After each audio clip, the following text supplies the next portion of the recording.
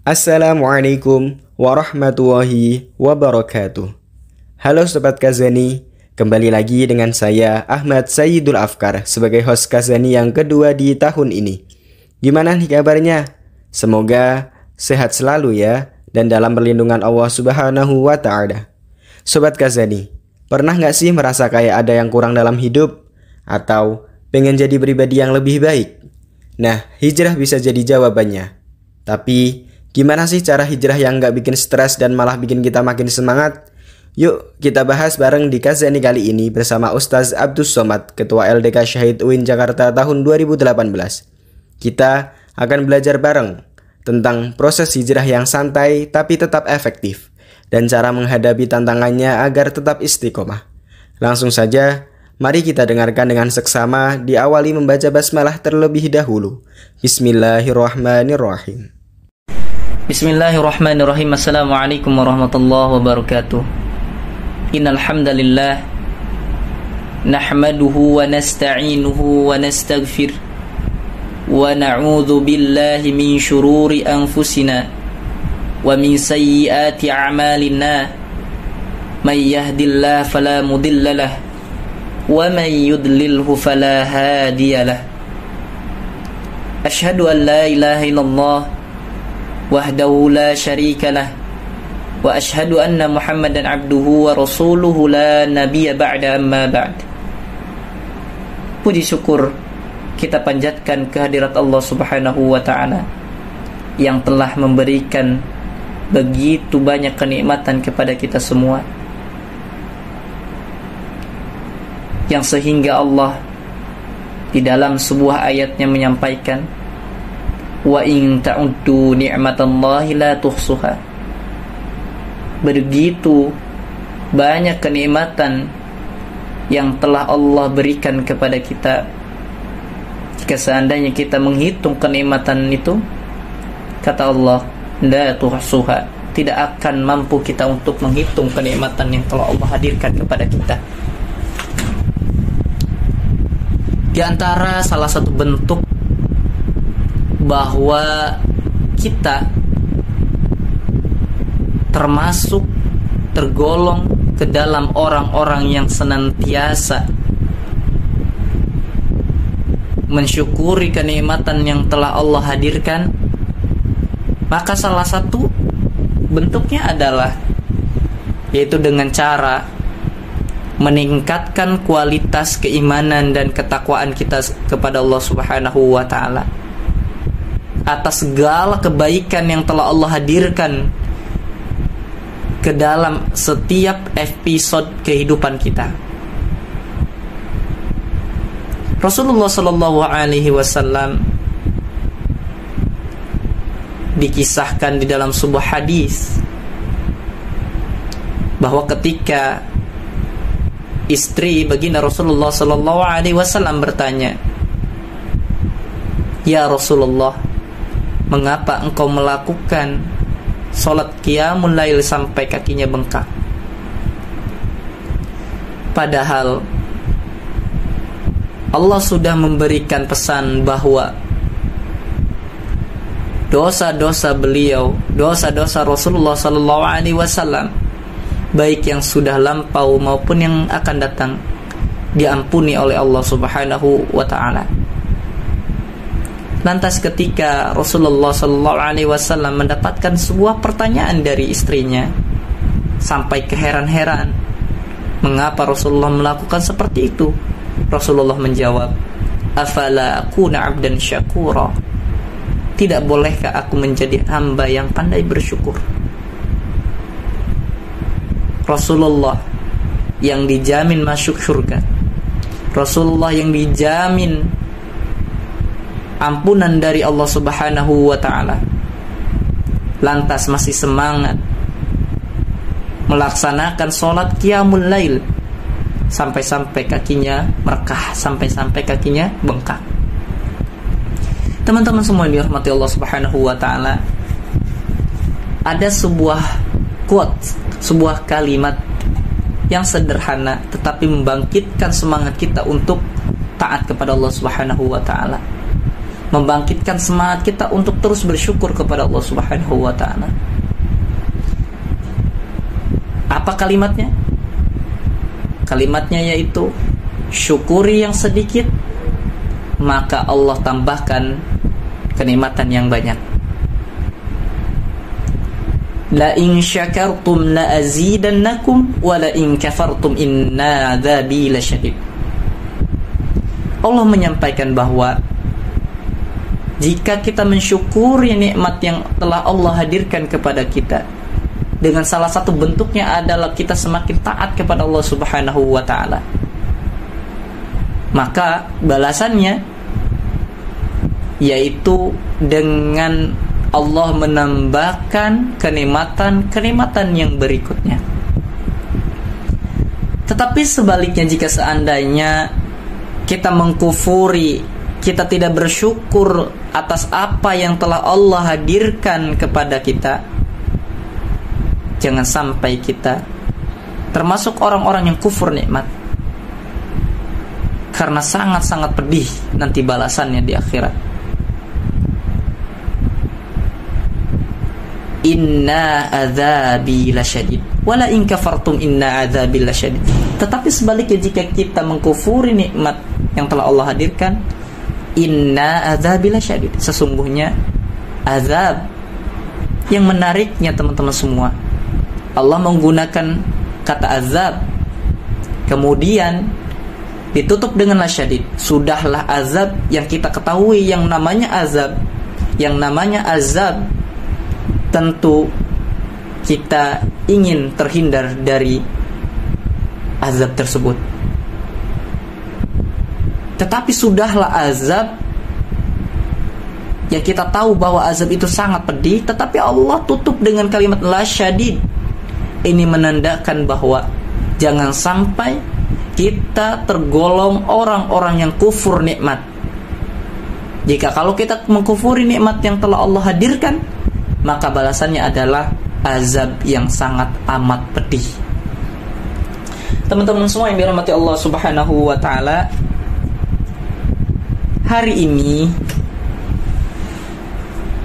kita akan coba berbicara, ngobrol, sharing tentang makna hijrah. Belakangan ini saya melihat fenomena semangat hijrah sangat banyak, sehingga muncul komunitas-komunitas hijrah. Kita mengenal ada yang namanya pemuda hijrah,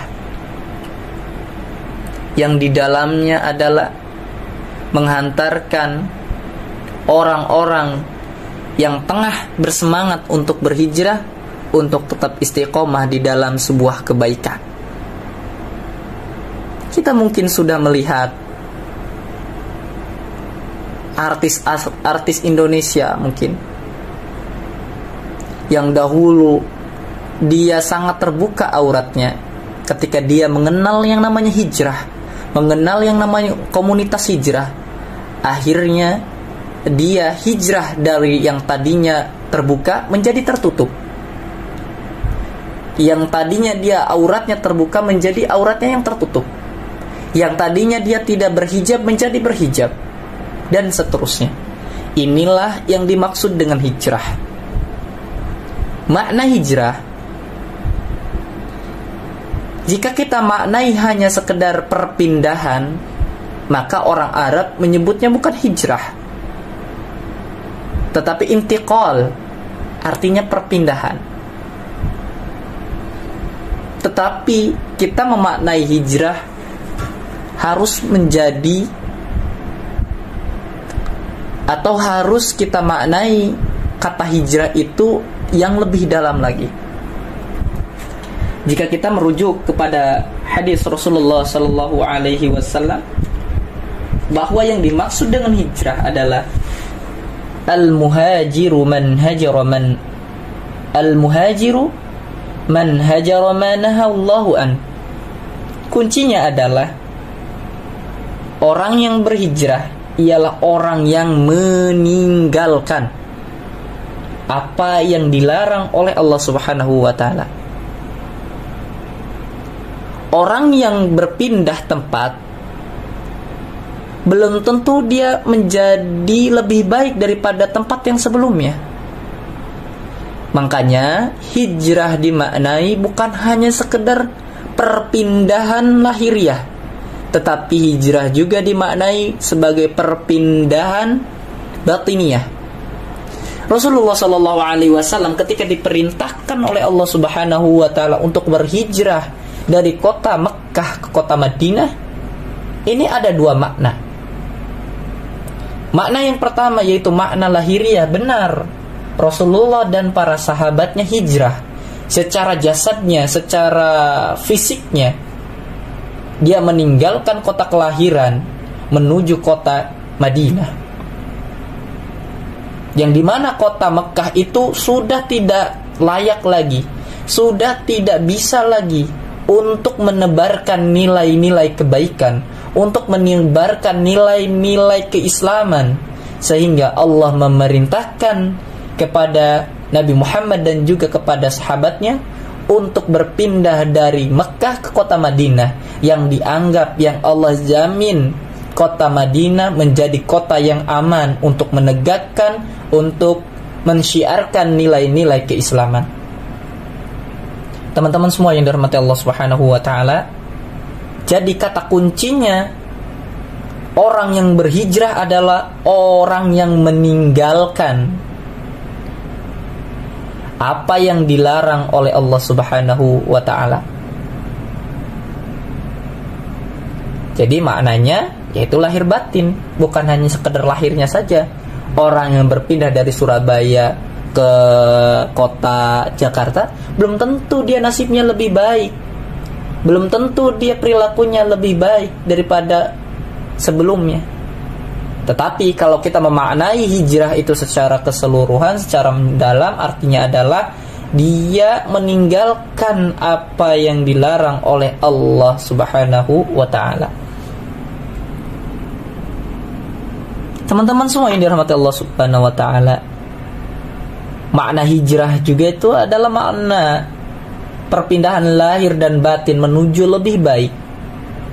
Dari mungkin kita pekerjaan yang sekarang penuh dengan riba, pekerjaan yang justru mendatangkan kemudaratan bagi kita, pekerjaan yang justru menjauhkan kita dari ketaatan kepada Allah Subhanahu wa Ta'ala, maka segera berhijrah.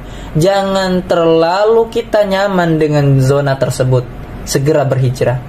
Maka orang-orang yang sufi, orang-orang yang dia takut kepada Allah Subhanahu wa Ta'ala, selalu mengikhtiarkan dirinya, selalu berikhtiar untuk selalu taat kepada Allah Subhanahu wa Ta'ala. Tinggalkan sesuatu yang sesuatu itu menjauhkan diri kita kepada Allah Subhanahu wa Ta'ala, apapun itu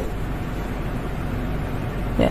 Tetapi tingkatan kita bukanlah tingkatan orang-orang yang seperti itu. Kita perlahan menuju manusia yang menjadi lebih baik lagi. Teman-teman semua yang dirahmati Allah Subhanahu wa Ta'ala, yang menariknya Allah menyampaikan di dalam surat Al-Baqarah ayat 218, kata hijrah disandingkan dengan iman. Kata hijrah juga disandingkan dengan jihad. Ini menandakan betapa pentingnya, betapa urgensinya, betapa urgentnya hijrah menuju lebih baik lagi, meninggalkan segala apa yang dilarang oleh Allah Subhanahu wa Ta'ala. Ternyata hijrah juga orang yang beriman, orang yang berhijrah, kemudian orang yang berjihad di jalan Allah, mereka itulah adalah orang-orang yang mengharapkan rahmat dan ampunan dari Allah Subhanahu wa Ta'ala. Makanya betapa penting hijrah itu di dalam kehidupan kita. Mungkin bisa jadi selama ini kita masih berada di perkumpulan orang-orang yang tengah melakukan kemaksiatan kepada Allah. Orang-orang, perkumpulan orang-orang yang menjauhkan diri dari Allah Subhanahu wa ta'ala. Maka segera berhijrah, maka segera berpindah dari zona yang penuh kemaksiatan menjadi zona yang penuh ketaatan kepada Allah Subhanahu wa ta'ala. Maka penting bagi kita memaknai hijrah, kemudian kita berusaha untuk semaksimal mungkin bisa berhijrah menuju lebih baik lagi. Teman-teman semua yang dirahmati Allah Subhanahu wa ta'ala, jika di antara kita sekarang masih terjerumus ke dalam sebuah kemaksiatan, kita masih menganggap bahwa fenomena pacaran yang tidak diikat dengan ikatan yang suci, yaitu berupa pernikahan, maka segeralah kita perlahan, kita bersegera menuju ampunan Allah Subhanahu wa ta'ala dan meninggalkan perbuatan-perbuatan yang mendatangkan murkanya Allah Subhanahu wa ta'ala. Kita menganggap bahwa pegangan tangan laki-laki dan perempuan yang bukan mahramnya itu menjadi hal yang biasa. Jangankan pegangan, bisa jadi mungkin bahkan kita melihat pemberitaan baik nasional maupun swasta, anak-anak muda yang dia terjerumus ke dalam sebuah perzinahan. Ada seorang ustadz yang dia mengatasnamakan agama, ternyata dia menyodomi santri-santrinya. Inna'udzubillahi min dzalik.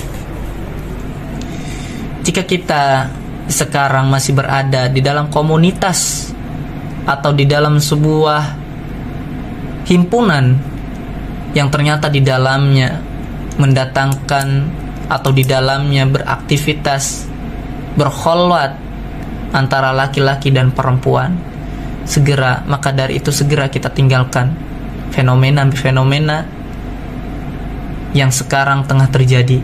Segera kita berpindah dari perkumpulan yang kurang baik menuju perkumpulan yang lebih baik. Yang tadinya kita berkumpul dengan orang-orang yang salah, kita segera berkumpul dengan orang-orang yang soleh. Yang tadinya kita berkumpul dengan perkumpulan orang-orang yang bermaksiat, maka sekarang kita segera menceburkan diri, segera bergabung ke dalam perkumpulan orang-orang yang taat. Teman-teman semua yang dirahmati Allah Subhanahu wa ta'ala, kemudian poin yang berikutnya ingin disampaikan adalah setelah kita mengenal makna hijrah, ketika kita sudah mengenal bahwa hijrah itu penting di dalam kehidupan kita, maka selanjutnya adalah bagaimana kita istiqomah di dalam sebuah perjalanan yang mulia ini. Jangan sampai justru kita sebaliknya, kita sudah hijrah, kita sudah menjadi pribadi yang lebih baik, kita justru kembali lagi kepada perilaku yang tidak baik. Jangan sampai. Maka salah satu upayanya adalah ketika kita sudah berhijrah, segera kita mendapatkan bi'ah hasanah, atau kita supaya istiqomah salah satunya adalah dengan bergabung dengan komunitas yang baik, dengan komunitas yang senantiasa mengingatkan kita, dengan komunitas yang senantiasa membuat kita semakin dekat dengan Allah Subhanahu wa ta'ala. Waktunya sholat, meskipun kita tengah sibuk dengan pekerjaan kita, waktunya sholat, meskipun kita tengah asik bermain game, mabar dengan teman-teman kita, ketika kita bergaul dengan komunitas yang pas, bergaul dengan komunitas yang senantiasa dekat dengan Allah, maka dengan itu kita akan segera disadarkan, diajak untuk segera meninggalkan hal-hal yang justru membuat Allah lebih murka kepada kita. Teman-teman semua yang dirahmati Allah Subhanahu wa taala, maka penting bagi kita selain kita memahami makna hijrah, kemudian kita memahami betapa pentingnya hijrah tersebut, maka kita juga penting untuk memilih dengan siapa kita berteman untuk berhijrah. Teman-teman semua yang dirahmati Allah Subhanahu wa taala, berikutnya tahapan-tahapan kita untuk berhijrah, salah satunya adalah kita bersemangat untuk ta'allum, untuk mencari ilmu. Dengan ilmu, dengan pemahaman, kita sadar bahwa kehidupan ini, kita hidup di dunia ini bukan cuma untuk bersendak gurau, bukan hanya untuk bersenang-senang, tetapi ada yang lebih penting. Tujuan hidup kita yaitu menjadi hamba, yaitu menjadi ta'abbudi, menjadi hamba yang taat kepada Allah Subhanahu wa ta'ala, menjadi seorang hamba yang siap kapan saja oleh Allah Subhanahu wa ta'ala diperintahkan dengan sebuah perintah, yang dengan siap dengan keadaan apapun, yang ketika Allah tidak ridho segera dia tinggalkan perbuatan tersebut. Teman-teman semua yang dirahmati Allah Subhanahu wa ta'ala, selain kita belajar ya, yaitu tentunya belajar ilmu syar'i ya, supaya kita diberikan hidayah, supaya kita istiqomah dalam berhijrah, maka tahapan yang berikutnya adalah kita mencari teman yang senantiasa memberikan motivasi, mengingatkan kita untuk tetap taat kepada Allah Subhanahu wa ta'ala. Teman-teman semua yang dirahmati Allah Subhanahu wa ta'ala, yang terakhir yang ingin saya sampaikan, poin yang terakhir yang ingin saya sampaikan, ternyata jaminan untuk orang yang berhijrah, siapa saja orang yang berhijrah, orang yang dia pindah dari yang tidak baik menjadi yang baik, yang tadinya tidak berhijab menjadi berhijab, yang tadinya dia masih pacaran sekarang dia menikah, ternyata Allah menjamin muragaman katsiran wasa'an, banyak kemudahan, banyak sekali kemudahan-kemudahan yang Allah hadirkan untuk kehidupannya. Dan juga Allah memberikan luasnya ampunan, memberikan luasnya ladang pekerjaan dan sebagainya. Inilah jaminan yang Allah hadirkan untuk orang-orang yang berhijrah, untuk orang-orang yang senantiasa ingin dekat dengan Allah Subhanahu wa ta'ala. Kemudian saya ingin bercerita, ini terakhir insyaallah. Ada seorang pemuda, dan dia mendapatkan hidayah dari Allah Subhanahu wa ta'ala. Seorang pemuda ini adalah terkenal sebagai orang yang bermaksiat, terkenal sebagai orang yang berbuat kezaliman dan seterusnya. Ternyata dengan seizin Allah, Allah memberikan hidayah kepada pemuda ini. Kemudian dia bertemu dengan seorang kiai, bertemu dengan seorang guru. Ternyata guru ini, syekh ini adalah syekh yang tawadhu, syekh yang Masya Allah kehidupannya penuh sederhana. Lantas seorang pemuda tersebut datang kepada seorang syekh, seorang guru. Wahai syekh, aku ingin berhijrah, aku ingin berubah. Yang tadinya aku suka maling, sekarang aku suka ibadah. Kata syekh tersebut, jika memang engkau ingin berhijrah dan ikut denganku, niscaya semoga engkau bisa ikut apa yang menjadi perintahku, bisa taat dengan apa yang menjadi perintahku. Lantas syekh tersebut bertanya kepada seorang pemuda, apakah engkau siap? Lantas syekh tersebut bertanya kepada pemuda, apakah kamu siap? Apakah kamu sanggup jika kamu ikut denganku dan kamu akan merasakan bagaimana kehidupan aku yang sebenarnya? Syekh tersebut menyampaikan bahwa setiap harinya aku ini makan hanya 3 biji kurma saja dan juga minum air putih. Apakah engkau sanggup dengan kehidupan tersebut? Lantas pemuda hijrah ini dengan semangat dan pedenya dia menyampaikan kepada saya tersebut, saya siap. Singkat cerita, 2 hari, 3 hari dan seterusnya, pemuda ini ikut. Pemuda ini bisa mengimbangi. Pemuda ini bisa mengikuti kehidupan syekh tersebut. Salah satunya dengan pola makannya, yaitu hanya sekedar mengkonsumsi 3 biji kurma dan juga air putih. Lantas pemuda tersebut ternyata mendapatkan ujian dan cobaan, dibisiki oleh iblis, dibisiki oleh setan.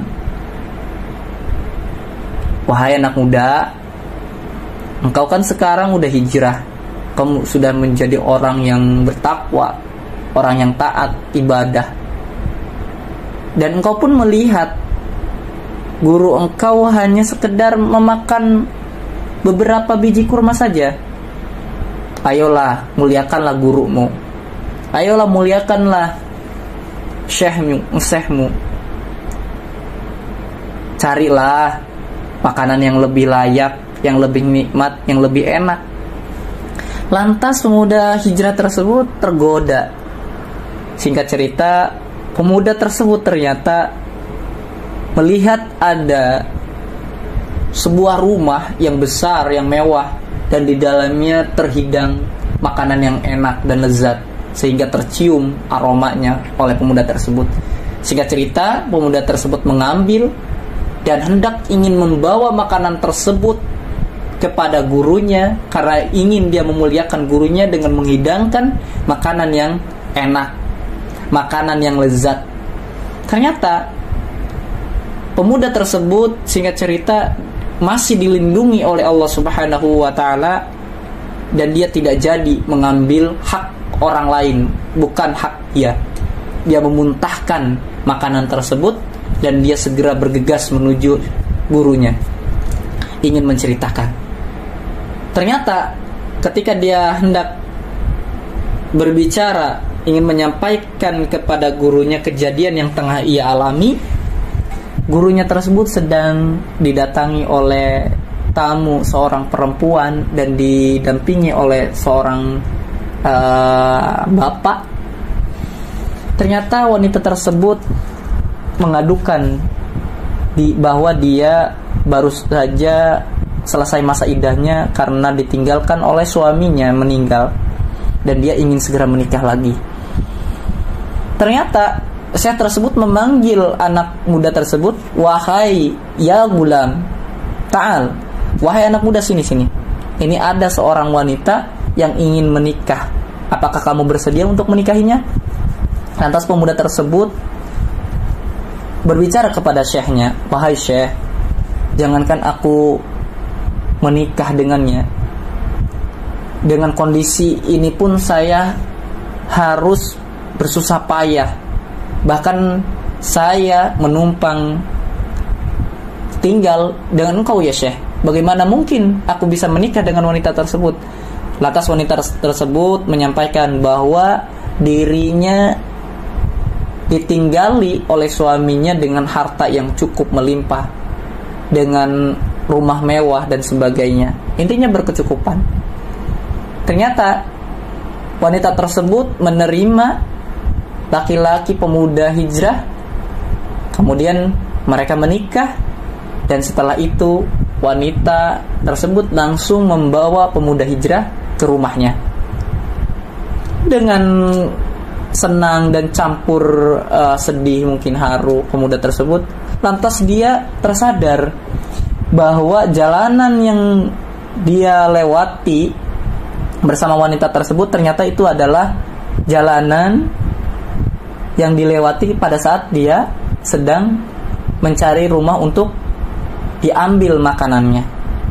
Dengan rasa gugup, dengan rasa takut, dengan rasa campur aduk, laki-laki tersebut jangan-jangan ini adalah rumah wanita tersebut. Ternyata benar, rumah yang dia ambil makanannya tadi yaitu rumah wanita tersebut. Sehingga singkat cerita, pemuda tersebut menceritakan apa adanya kepada wanita tersebut. Wahai istriku, kejadiannya seperti ini. Dan ternyata respon dari wanita tersebut tidak menggetarkan dia untuk tetap bersanding dengannya. Tetapi wanita tersebut karena kejujurannya mendengarkan cerita yang disampaikan oleh pemuda hijrah tersebut, justru sebaliknya, wanita tersebut dia ingin tetap bersama pemuda hijrah tersebut. Wallahu a'lam bishawab. Mungkin itu yang dapat disampaikan. Semoga ada hikmah, ada manfaatnya yang bisa kita petik dan bisa kita jalankan di kehidupan kita sehari-hari. Assalamualaikum warahmatullahi wabarakatuh.